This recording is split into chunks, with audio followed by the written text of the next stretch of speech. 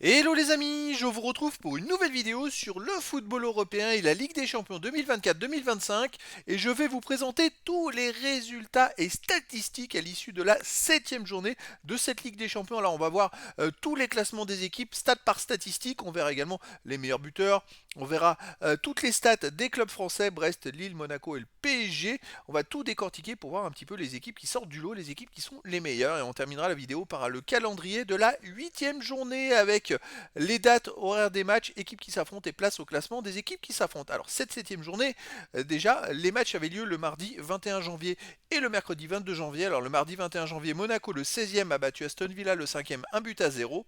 L'Atalanta de Bergame 13e a battu Sturm Graz le 29e 5 buts à 0. Atlético de Madrid 11e a battu Bayer Leverkusen 4e 2 buts à 1. Benfica, le 15e, a perdu à domicile contre Barcelone, le deuxième, 5 buts à 4, un match fantastique, ils ont même mené 4-2, et c'est vrai que Barcelone a marqué à la 96e minute sur une contre-attaque, le cinquième but. L'Étoile Rouge Belgrade 31e a perdu à domicile contre le PSV Eindhoven 23e 3 buts à 2. Liverpool le premier a battu Lille le 8e 2 buts à 1. Club Bruges le 19e a fait match nul à domicile contre la Juventus Turin 14e 0-0. Slovan Bratislava 35e a perdu à domicile contre le VfB Stuttgart 26e 3 buts à 1. Bologne le 33e a battu le Borussia Dortmund le 9e 2 buts à 1. Ensuite, le mercredi 22 janvier, le RB Leipzig 34e a battu le Sporting du Portugal 17e 2 buts à 1. Shakhtar Donetsk 27e a battu Brest 7e 2 buts à 0. Spartak Prague 28e a perdu à domicile contre l'Inter de Milan 6e 1 but à 0. Le Feyenoord Rotterdam 18e a battu le Bayern Munich 10e 3 buts à 0. Arsenal le 3e a battu le Dynamo Zagreb le 24e 3 buts à 0. L'AC Milan 12e a battu Rérone le 30e 1 but à 0. PSG 25e a battu Manchester City le 22e 4 buts à 2 alors qu'ils ont été même menés 2 buts à 0 en début de deuxième mi-temps. Ensuite le Real Madrid 20e a battu le RB Salzbourg 32e 5 buts à 1. Le Celtic Glasgow 21e a battu les Young Boys Bern 36e 1 but à 0. Alors au classement, qu'est-ce que ça donne? Je rappelle que les 8 premiers seront qualifiés pour les 8e de finale. De la 9e à la 24e place, les équipes joueront des matchs de barrage ou 16e de finale. Et au-delà, les équipes seront éliminées. Alors pour l'instant, en tête, Liverpool 21 points. Deuxième, Barcelone 18. Troisième et quatrième, Arsenal et Inter de Milan 16 points. Cinquième et sixième, Atlético de Madrid et AC Milan 15 points. Septième, Atalanta de Bergame 14 points. Ensuite, huitième, on a Bayer Leverkusen 13 points. Mais également 9e, 10e, 11e, 12e et 13e que des équipes à 13 points, Aston Villa, Monaco, Feyenoord Rotterdam, Lille, Brest, et qui sont tous à 13 points. Ensuite 14e, Borussia Dortmund 12 points. Après ça s'enchaîne avec d'autres équipes à 12 points, Bayern Munich, Real Madrid, Juventus Turin et Celtic Glasgow. Donc c'est très très très serré pour être dans les 8. Puisque vous voyez, entre le Bayer Leverkusen 8e avec 13 points et le Celtic Glasgow 18e, il y a 11 équipes qui se tiennent en un point. 19e et 20e, PSV Eindhoven et Club Bruges avec 11 points. 21e, 22, 23 et 24, Benfica, PSG, Sporting du Portugal et VfB Stuttgart avec 10 points. À noter qu'il y aura un VfB Stuttgart PSG à la dernière journée qui va vraiment être très piquant. 25e et premier non qualifié, Manchester City, ex aequo avec le Dynamo Zagreb avec 8 points. Shakhtar Donetsk 27e avec 7 points. Et puis après, les autres équipes ne peuvent plus se qualifier quoi qu'il arrive. 28e Bologne 5 points. 29e Spartak Prague 4 points. 30e, 31e, 32, 33 et 34 que des équipes à 3 points, Leipzig, Rérone, Étoile Rouge Belgrade, Sturm Graz et Salzbourg, et dernier 35e et 36e, Slovan Bratislava et Young Boys Bern avec 0 points, que des défaites, 7 défaites. C'est vraiment le parcours terrible pour ces deux équipes. Et donc pour les clubs français, on a Monaco 10e, Lille 12e, Brest 13e, le PSG 22e. Alors pour les trois premiers, Monaco, Lille et Brest, les trois équipes sont déjà qualifiées. Quoi qu'il arrive, il va falloir essayer de faire quelque chose à la dernière journée pour pouvoir, pourquoi pas, rentrer dans les 8. Et puis pour le PSG, ben, ils ont un match à Stuttgart, il ne faut pas se rater. Il ne faut pas les perdre à Stuttgart, parce que derrière Manchester City joue à la maison. Si le PSG perd, eh ben, il y a des chances qu'ils soient éliminés de la Ligue des Champions.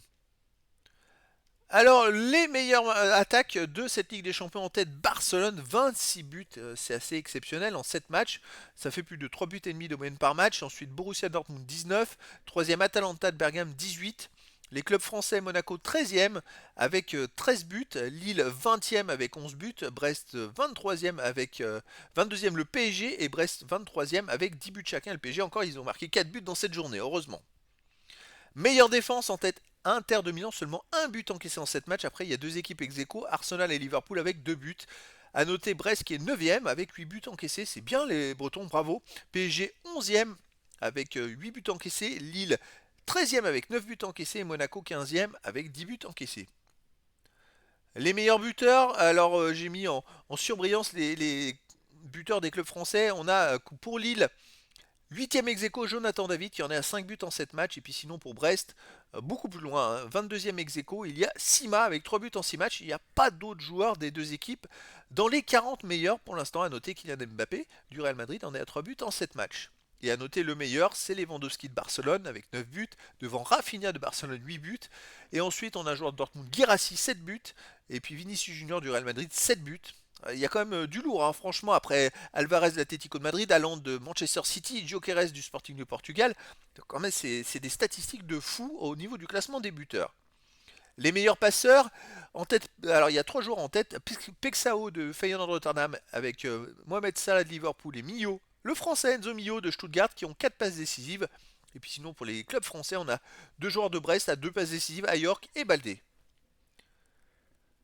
Alors, la meilleure possession, en tête le Bayern Munich avec 68% devant Manchester City 65% et le PSG 3e avec 62%.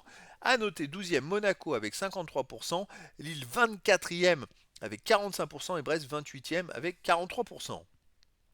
Passe tentée en tête Bayern Munich 4757 devant le PSG 4596, bravo aux Parisiens. Ensuite Manchester City 3e 4453.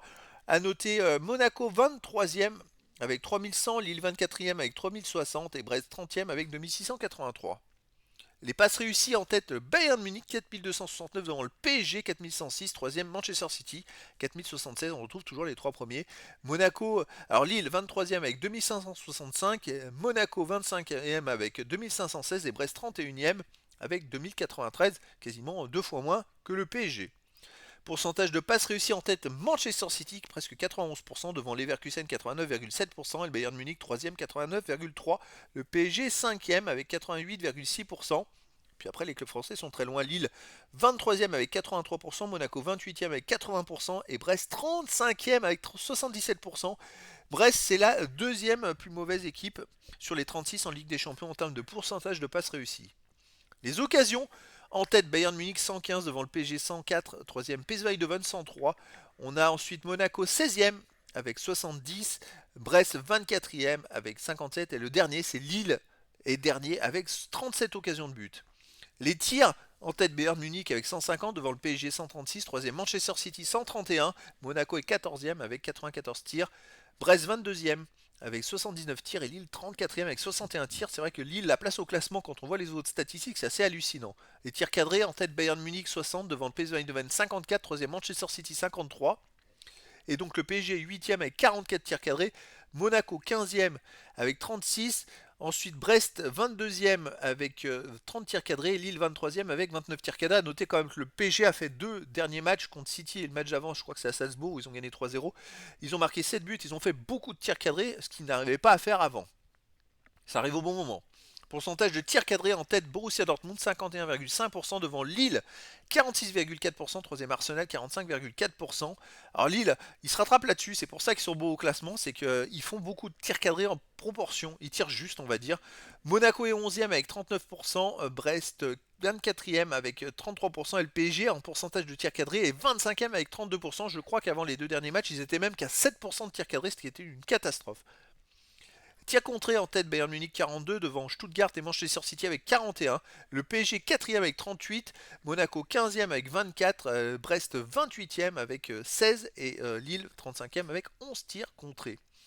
Et tirs sur les poteaux en tête Manchester City 7 devant le PSG 6. Là c'est Milan 5. C'est les équipes les moins chanceuses on va dire. Ensuite on a Monaco 4e avec 4. Et sinon Lille est 23e avec 2 tirs sur les poteaux. Brest 0 tir sur les poteaux et dernier. Le pourcentage de buts par tir tenté, ça c'est intéressant. Alors forcément en tête Barcelone 23%. En même temps, vu le nombre de buts qu'ils marquent, c'est phénoménal. Deuxième Feyenoord Rotterdam 21,7%. Troisième, Borussia Dortmund, 20%. C'est vrai que le Borussia a aussi la deuxième attaque, hein. Et je crois que c'est l'Atalanta de Bergame qui a la troisième attaque. Ils sont que 11e avec 14%. C'est quand même marrant ça. Après, on a Monaco 13e avec 13%. Brest 15e avec 12%. Et le PSG 31e avec seulement 7,35% de buts par tir tenté. C'est-à-dire qu'il s'instante de tir, mais il tire mal, on va dire, pour pas marquer autant de buts. Les hors-jeux en tête Bologne 25 devant Monaco 23, Benfica 3e 21. Lille est 10e avec 15 hors-jeux, Brest 16e avec 11 hors-jeu et le PSG est 32e avec 8 hors-jeu. C'est surtout, vous voyez, en dernier, on a Barcelone, Real Madrid, Manchester City, des équipes qui ont beaucoup la balle, donc qui sont pas souvent signalées hors-jeu, on va dire. C'est l'équipe qui sort un peu du lot, c'est le Bayern Munich qui est quand même 9e avec 16 hors-jeu. Les corners en tête Bayern Munich 60 devant Manchester City 59 et VfB Stuttgart 58. On a aussi les Français, le PSG est avec 49 corners et 5e, Monaco 13e avec 37 corners, Lille 27e avec 25 corners et Brest 32e avec 22 corners. Bon, les corners, ça reflète aussi une certaine domination des clubs, hein. Les centres en tête, Atalanta de Bergame 170 devant Stuttgart 162 et PSV Eindhoven 152. PSG 4e avec 150. Ensuite on a Brest 15e avec 110, Monaco 20e avec 100 et Lille est dernier 36e avec 62. Ils ont beaucoup de mauvaises places les Lillois. Les interceptions en tête, Monaco 90 devant Benfica 86, PSV Eindhoven 82. Brest est 5e avec 77. PSG 14e avec 67 et Lille 20e avec 63. Les tacles en tête Salzbourg 149 devant Bologne 147, ex-aequo avec Benfica 147, le PSG 8e avec 133, Brest 9e 132, Monaco 13e avec 124 tacles et Lille est 30e avec 99 tacles. Les duels gagnés, alors Cocorico en tête les Bretons, Brest et qui domine ce classement avec 395 devant Bologne 378, 3e Benfica 365, 4e le PSG 362, 6e Monaco avec 349 et Lille est 25e avec 304. On peut dire que Brest, Monaco et PSG ils se battent, hein. On peut pas leur reprocher ça. Les arrêts, en tête AC Milan 36 devant, alors c'est Maignan en plus le gardien de l'AC Milan, donc bravo à lui. 36 arrêts, c'est le meilleur. Devant Shakhtar Donetsk 35 et Sparta de Prague est 3ème ex-aequo avec le Real Madrid 33. Le Real Madrid 33 arrêts. Il concède trop d'occasions, c'est quand même un truc de fou. On a 12e Lille avec 26 arrêts, Brest 20e avec 23 arrêts, Monaco 27e avec 19 arrêts, comme le PSG 28e 19 arrêts. Les fautes en tête Young Boys Bern et Réron avec 103 et 3e Monaco 95, Brest est 5e avec 86, Lille 14e avec 78, le PSG 31e avec 67, ils font très peu de fautes. D'ailleurs le dernier c'est Manchester City. Les cartons jaunes en tête Young Boys Bern et Bologne avec 23, devant 3e ex-aequo Real Madrid et Réron 21. On a Lille 7e avec 18 jaunes, Monaco 10e avec 16 jaunes, Brest 12e avec 16 jaunes et PSG 36e et dernier avec 8 jaunes et tout seul, hein, parce que les avant-derniers on en a 9. Les rouges, il y a deux équipes qui ont eu deux rouges, Lille et la Juventus Turin avec deux rouges, sinon on a Monaco qui est avec un seul, je crois que Brest c'est 0 et le PSG aussi a eu un rouge dans cette compétition. Alors la moyenne des 20 classements, bon il n'y aura pas trop de surprises, ou si quand même un petit peu, premier Bayern Munich, ça lui fait une moyenne de 9 places, de 9e en moyenne par classement sur 36, c'est quand même pas mal. Deuxième, le PSV Eindhoven à 10,6. Alors ça, c'est une surprise. Moi, j'aurais pas cru que le PSV serait aussi haut classé. On a ensuite le troisième, le PSG. Quatrième, Real Madrid. Puis après, cinquième, Borussia Dortmund. Sixième, Monaco. C'est pas mal, les Monégasques, hein. Ils produisent vraiment quelque chose d'intéressant. Septième, Benfica. Huitième, Stuttgart. Neuvième, Manchester City. En même temps, les résultats sont pas au top. Lille est 21e et Brest est 27e. Alors Lille, pourtant, malgré beaucoup de dernières places, ils sont quand même 21e en moyenne. Écoutez, c'est plutôt pas mal. Alors le calendrier de la 8e journée, les matchs auront lieu le mercredi 29 janvier 2025 à 21h. Tous les matchs auront lieu en même temps, parce que ça sera la dernière journée, donc dans un point de vue d'équité, tout le monde joue en même temps.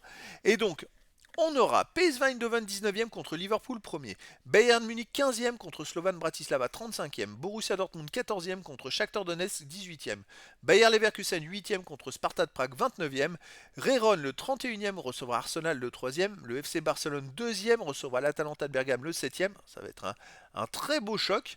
Brest 13e contre Real Madrid 16e, alors ça aussi il ne faut pas le rater. Manchester City 25e contre Club Brugge 20e. Manchester City n'a pas d'autre choix que de gagner un nul. Ils ne sont pas qualifiés puisqu'ils ont 2 points de retard.